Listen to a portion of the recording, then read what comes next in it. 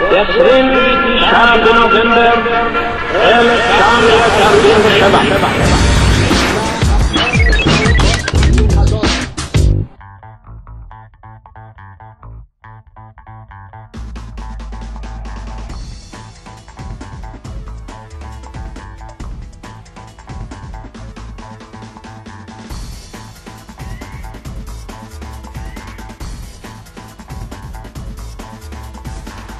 Hello everyone, I'm Leah Stern and you're watching a Leadel.net live webcast. We're coming to you from the Interdisciplinary Center in Herzliya, Israel, and we're streaming live on the internet at Leadel.net, jpost.com, and Julicious.com. Today we're taking an inside look at the Israeli media.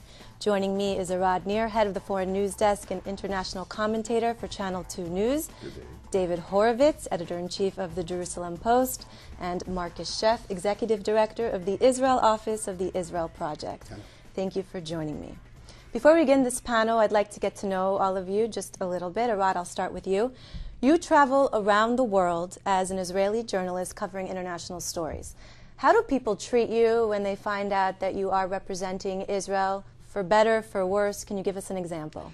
Well, firstly, it depends, obviously. We've got various circumstances, and it all depends on the circumstances. First, as an Israeli journalist, unfortunately, I am denied access to certain big events, international events, mainly in the Arab spectrum. Let's say Arab League, Congress, I can't get access to. Some things, uprising in Iran or whatever, I cannot get access to. Sometimes even international organizations don't let me have an access to the heads.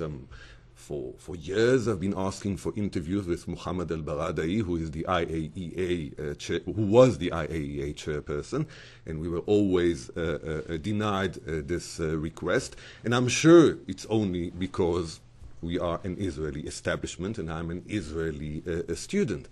Mohammed al-Baradei have been given interviews all over the world, many news outlets, not one Israeli news outlet. Even when he visited briefly Israel, he did not do that. So there's obviously because we are Israelis. On the professional basis, I find no discrimination, if I may use this word. When we access certain global events, we are treated as journalists. I've been to Greece recently. I needed accreditation. I received it instantaneously. Nothing different than my Dutch colleague whom I met over there. When I covered the Annapolis talks, I could talk very easily with the Israeli delegation. I could talk very easily with the Palestinian delegation. I could not talk with the Syrian delegation. I could not talk with the Saudi delegation. You know, we tried to go to the embassy or whatever. We were always denied access. Colleagues of mine usually attend news conferences when Iranian officials are appearing there. They get to ask the question in the UN, in Vienna, in Geneva, wherever. They never get answers. So that's the general idea. Well, we look forward to hearing more about your experiences in the field. David, to you now. Your readers, the Jerusalem Post readers, are a very wide audience. In Israel, mostly English speakers. Abroad, mostly Jews. I'd like to know, how do you think your local audience and your foreign audience see things differently and expect coverage of the news differently? First of all, I'm not sure that our readers abroad are mostly Jews. Certainly, our readers in Israel and anywhere else around the world are English speakers. You know, we're an English-speaking product. But the advent of the internet really liberated the Jerusalem Post to a degree where we entered the major leagues in terms of news sources. The paper used to be this sort of curios, as you'd say in Hebrew, this weird English language paper in Hebrew-speaking Israel. And then along came the internet, and the people who care most about Israel, you know, certainly including the diaspora Jewish community, but lots and lots, millions of other people around the world, all of a sudden they could get access to our information minute by minute, real time. And therefore, it's a massive readership. I mean, the page views, we're not up there with the New York Times or the Guardian, but we're in that league. You know, we're reaching millions of people. And that's meant a very different audience. And your question is really interesting from that point of view, because the key difference when people are understanding our coverage or any reporting from Israel between here and abroad is context. And that's, I suspect it's a subject we're going to talk about in the next few minutes a little bit more. People here know all the basics without thinking about it. They know things as basic as, well, Israel was founded in 1948. It was British mandatory territory before then. It wasn't the state of Palestine. They know that the country's 9 miles wide at its narrowest point. They know that we fought conventional wars for the first quarter century of our modern existence and so on. They know all this stuff. People abroad don't know any of that. And again, since I think this is a subject we're going to be coming back to, I won't talk about it too much now, but that makes a huge difference. Because without context, you can't understand the news. You can't understand our hobbled attempt at peacemaking with the Palestinians without understanding some of that context. You will misinterpret what's happening here unless you've got context. And that's where I think there's a huge difference.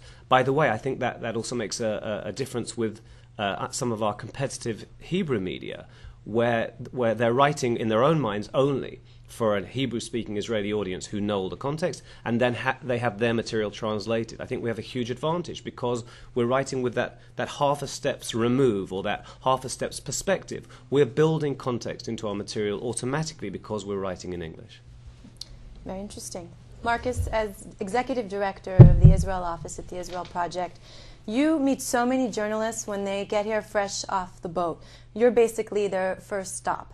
So what are their opinions about Israel when they arrive here, and how does that change over time once they've been covering the region for a while? Thank you, Leah. I think it's certainly fair to say that new reporters who come here consider themselves to be fair, objective and unbiased, and they tend to be smart. That's why it's so important for the Israel Project to get them decent, credible information as soon as we can get that to them. But this is not a normal beat. This is not Paris. This is not Moscow. There is a communications war going on here, and there are 470 foreign journalists who are here to cover it. And the reason for that, frankly, is the entire lack of proportion that there is about this region, the obsessive outlet-driven interests in this region, in the Israeli-Palestinian struggle, oftentimes ignoring so many other conflicts, so many other issues which are going on around the world. And there's a question there of whether that interest that editors presume actually exists. And frankly, the Israel Project's research shows that might not be the case. Research in London shows that there is actually a disengagement from the Middle East. The majority, the plurality of the British elites don't support either side or are not particularly interested. We did a focus group in France with French Muslims, and in one of them we had to drag them kicking and screaming into the Middle East. They were interested in their economy. They were interested in their everyday lives. When we talked about international affairs, finally they got to the Middle East, they got to Iraq. They were interested in Sunni-Shia issues. The interest that editors presume might not be there, frankly, but the reporters get the hint from their editors and they're here to cover the conflict. And, they're embraced by the Palestinian Authority. They're embraced by PR organizations working for the Palestinian Authority.